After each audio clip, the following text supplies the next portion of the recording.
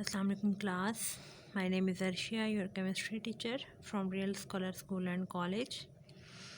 आज जो हमारा टॉपिक है it is the stratosphere. Means we will discussing about the layers of atmosphere. In previous lecture we have discussed about the troposphere. Now it is the stratosphere. अब या stratosphere जो हम यहाँ पे डिस्कस कर रहे हैं ये सेकंड लेयर होती है. It is the second layer. जैसे जैसे मूव करते हैं, जैसे ऑलरेडी हमने डिस्कस किया था कि 12 किलोमीटर तक जो होती है वो ट्रोपोस्फेयर होती है. तो अब now it is the stratosphere second layer होती है. जैसे जैसे हम ऊपर मूव करते हैं तो सेकेंड लेयर स्टार्ट हो जाती है और इसको स्ट्रेटोस्फेयर कहते हैं क्योंकि ये यहाँ पे ट्रोपोस्फेयर के बाद आती है. अब ये एक्सटेंड होती है about 20 kilometre above the earth surface. ये 20 किलोमीटर अबव तक ये एक्सटेंड हुई थी. अब हमें जैसे पता है कि स्ट्रेटो का मतलब है लेयर और स्प्रेड आउट. मीन्स ये वो लेयर होती है जो फैली हुई होती है, बहुत ज़्यादा स्प्रेड हुई हुई होती है. अब ये लेयर जो है वो इसमें जो टेम्परेचर है तकरीबन -55 तक रहता है, -55 डिग्री सेंटीग्रेड तक.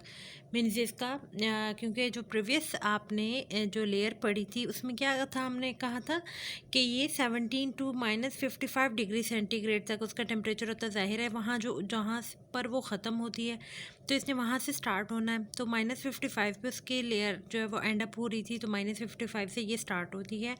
अब जैसे लेकिन अब हमने ऑलरेडी एक चीज़ डिस्कस की थी, जैसे जैसे हम ऊपर मूव करते हैं तो टेम्परेचर कम होता है. लेकिन इसमें जब हम बात करते हैं तो इसमें टेम्परेचर कम नहीं होता, बल्कि टेम्परेचर जैसे जैसे ऊपर जाते हैं तो इसका टेम्परेचर ज़्यादा हो जाता है, वार्म हो जाता है देन लोअर लेयर या lower area in starting like it is -55. अब उसकी रीज़न क्या है?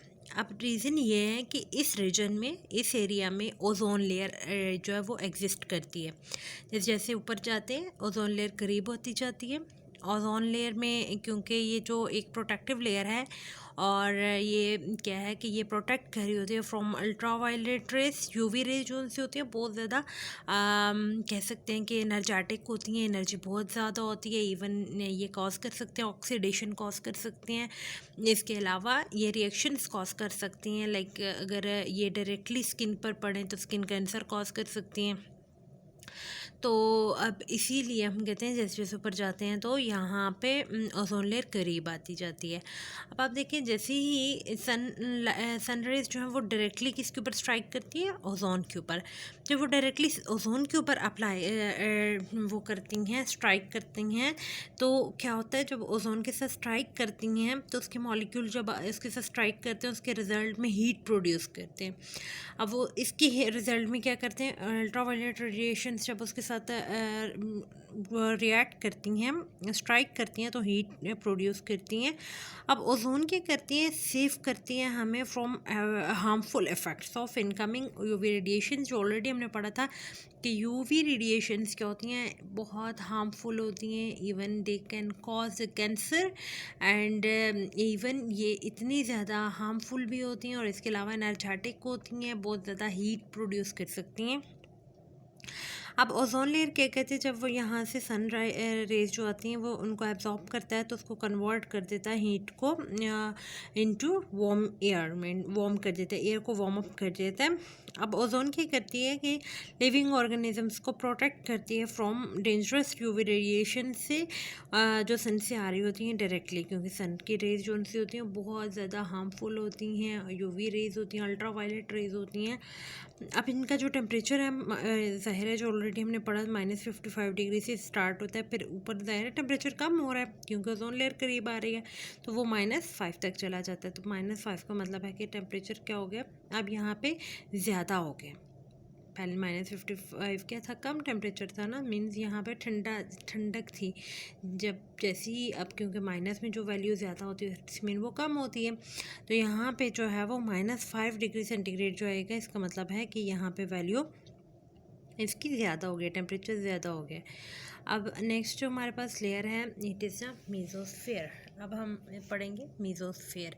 मीज़ोस्फीयर जो वो ज़ाहिर है इसके बाद जो दूसरी लेयर आती है, मीन्स थर्ड लेयर जो होती है उसे मीज़ोस्फीयर कहते हैं.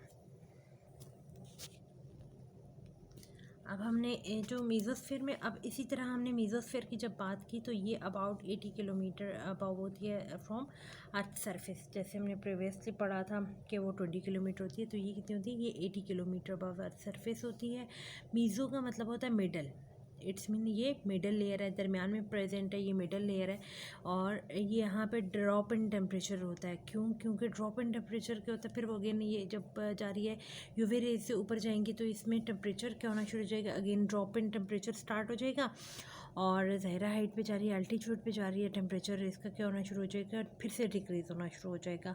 और ये टेम्परेचर जो वो अप्रोच कर जाता है अप्रॉक्सीमेटली -93, मीन्स इतना ज़्यादा ड्रॉप इन टेम्परेचर हो जाता है। अब ये लेयर क्या करती है, प्रोटेक्ट करती है सरफेस को, अर्थ सरफेस को, ताकि जो ज़्यादातर जो मेटेओराइट्स होते हैं वो क्या करते हैं कि इस सरफेस के ऊपर आके वो कर रहे होते हैं, अटैक कर रहे होते हैं मेटेओराइट्स भी। और ये सारे क्या होते हैं, ये भी बर्निंग गैसेस होती हैं यहाँ पे, तो इस वजह से ये क्या करती है, अर्थ को इससे प्रोटेक्ट करती है। नेक्स्ट लेयर है हमारे पास, इट इज़ द थर्मोस्फेयर।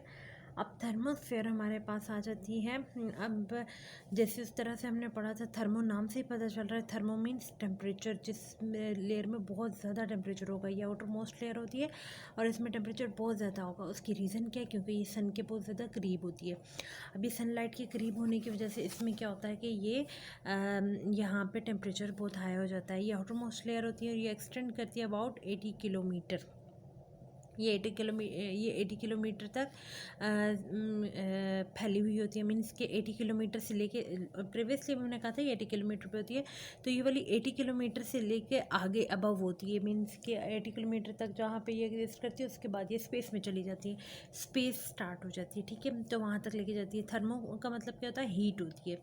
अब ये यहाँ पर इतनी ज़्यादा ये हीट हो जाती है, टेम्परेचर हो जाता है यहाँ पे इवन ये 1800 डिग्री सेंटीग्रेड पर चला जाता है। अब ये टेम्परेचर क्यों ज़्यादा होता है, क्योंकि ये लेयर सन के बहुत ज़्यादा करीब होती है। अब इसकी वजह से सनलाइट के बहुत ज़्यादा करीब होती है, थर्मोस्फेयर में सबसे पहले सनलाइट आके उसके ऊपर स्ट्राइक करती है। ऑक्सीजन और नाइट्रोजन जो है वो उसके मॉलिक्यूल्स कन्वर्ट करते हैं इन एनर्जी को टू हीट, ठीक है। ये ज़ाहिर नाइट्रोजन एंड ऑक्सीजन, और अगर हम नाइट्रोजन की बात करें तो नाइट्रोजन क्या है, अर्थ सरफेस में या टोटल जो एटमॉस्फेयर है, नाइट्रोजन जो है वो 78% है, जबकि ऑक्सीजन कितनी है, 21% है। तो इसके अलावा बाकी केसेस हैं, तो ये दोनों मॉलिक्यूल ज़हर है सबसे ज़्यादा, तो इसलिए इन दोनों को हम डिस्कस करें कि इसके मॉलिक्यूल्स क्या करते हैं, एनर्जी को कन्वर्ट कर देते हैं टू हीट, एनर्जी को हीट में कन्वर्ट कर देते हैं। अब हमारे पास नेक्स्ट आ जाती हैं थर्मोस्फेयर की दो पार्ट्स आ जाते हैं, आयोनोस्फेयर एंड एक्सोस्फेयर।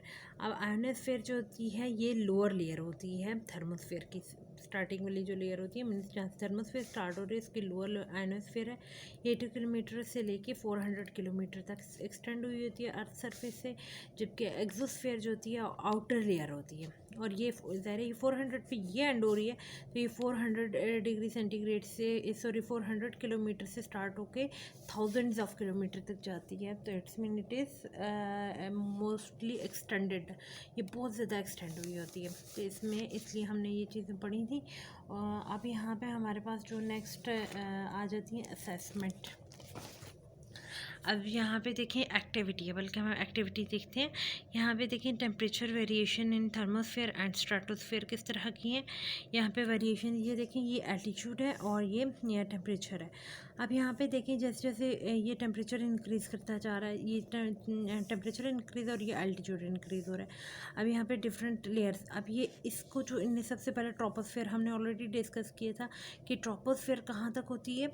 ट्रोपोस्फेयर तकरीबन यहाँ पे स्टार्टिंग में 20 किलोमीटर तक होती है, ठीक है, यहाँ तक होती है, तो यहाँ तक होती है, तो यहाँ पे जो टेम्परेचर होता है वो भी कितने तक होता है, यहाँ पे देखिए 20 किलोमीटर तक होती है, तो इसका टेम्परेचर क्या होना शुरू हो जाता है, यहाँ पे ड्रॉप इन टेम्परेचर स्टार्ट हो जाता है। और ड्रॉप इन टेम्परेचर स्टार्ट हो जाता है, और हमने ऑलरेडी कहा था कि ये -55 तक जाता है। फिर उसके बाद जो नेक्स्ट स्ट्रेटोस्फीयर -55 से स्टार्ट होता है और ये किस पे चला जाता है -55 से। हमने ऑलरेडी डिस्कस किया था कि स्ट्रेटोस्फीयर का टेम्परेचर -55 से स्टार्ट होकर किस पे जाता है, ऑलरेडी ये चीज़ हमने कहा था ना, -55 से स्टार्ट होकर -5 पे चला जाता है। वही रीज़न कि वो ओजोन के करीब हो जाती है। फिर उसके बाद फिर से मीज़ोस्फीयर स्टार्ट हो जाती है। जैसे अल्टीट्यूड इंक्रीज़ हुआ तो इसका टेम्परेचर क्या होगा, स्टार्ट में थोड़ा सा कांस्टेंट रहेगा, उसके बाद बिल्कुल drop in temperature -95 degree centigrade पर जाएगा। और उसके बाद जो थर्मो है ज़ाहिर है वो बहुत ही इसमें टेम्परेचर होता है, तो ये इंक्रीज़ होता जाएगा और इवन थाउजेंड्स में चला जाएगा। और इसमें भी दो तरह की लेयर्स होती हैं, लाइक आयोनोस्फीयर एंड एक्सोस्फीयर। तो आयोनोस्फीयर हमने बात की थी कि ये 80 से -80 से स्टार्ट होके जो है वो 80 से स्टार्ट होके तकरीबन 400 किलोमीटर तक जाता है, और वो अगला उससे भी ज़्यादा चला जाता है। तो अब यहाँ पे हमारे पास ये है अपने क्या करना है, complete the following table. Layer of atmosphere है, ट्रोपोस्फेयर एंड स्ट्रेटोस्फेयर है। अब ये एट द बॉटम है और ये एट द हाईएस्ट पॉइंट। तो यहाँ पे आपने बताना है कि टेम्परेचर इसका कितना है बॉटम में, कितना, और इसका हाईएस्ट। ये आप लोगों की एक्टिविटी है जो आपने करनी है। और दूसरी आपकी सेल्फ असेसमेंट है जो आपने करनी है कि describe how temperature changes as move from earth surface into the atmosphere up to 50 kilometre तक जाते हैं तो कैसे टेम्परेचर चेंज होता है, जो ऑलरेडी हमने डिस्कस किया है कि किस तरह चेंज होता है। 50 तक आप इसको डिस्क्राइब करोगे कि कैसे चेंज होता है, उस पर क्या चेंज आता है, टेम्परेचर में क्या चेंज आ जाता है। तो ये सारे ओके। थैंक यू क्लास, सो आप लोगों को समझ आ चुकी हो। हाँ, अब यहाँ पे ज़ाहिर है थोड़ा सा डिफ़िकल्ट होता है, लेकिन बच्चों आप लोग थोड़ा ट्राई करें तो इंशाल्लाह आप लोगों को समझ आ जाएगी। बाकी best of luck. Okay, thank you, अल्लाह हाफिज़।